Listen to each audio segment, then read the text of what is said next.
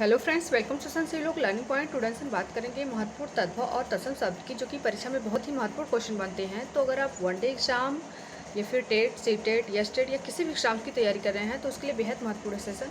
तो चलिए समझते हैं तत्व और तत्सम शब्दों को और किस तरह से क्वेश्चन बनते हैं एग्जाम्स में। तो सबसे पहले देखेंगे तत्व शब्द को, जो कि तत्सम का रूपांतरण रूप होता है, जो हिंदी शब्द माना जाता है, और जो तत्सम शब्द होता है वो संस्कृत शब्द माना जाता है या अपने मूल रूप में होता है। तो देखते हैं किस तरह से क्वेश्चन आते हैं एग्जाम्स में।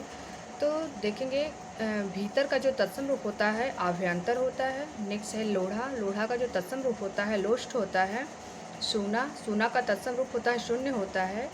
नींद, नींद का जो तत्सम रूप होता है निद्रा होता है। बहिर, बहिर का तत्सम रूप होता है बधिर। और अगला है मेह, मेह का जो तत्सम रूप होता है मेद्य होता है।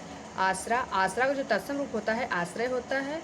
सरक, सरक का जो तत्सम रूप होता है स्वर्ग होता है। और सुमिरन, सुमिरन का जो तत्सम रूप होता है स्मरण होता है।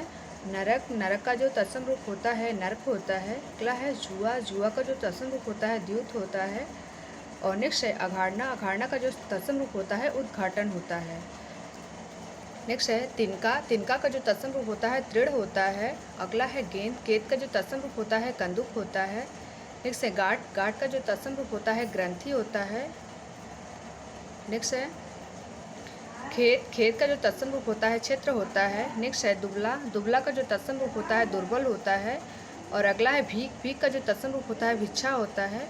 और अगला है बूंदे, बूंदे का जो तत्सम जो बूंदे का तत्सम रूप होता है बिंदु होता है।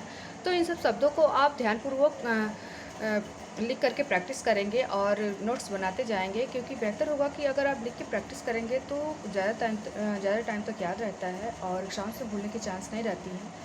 तो मिलते हैं नेक्स्ट वीडियो में। अगर आप चैनल पर नए हैं तो चैनल को लाइक और सब्सक्राइब करिए ताकि नोटिफिकेशन से आप अपडेट रहें। नमस्कार।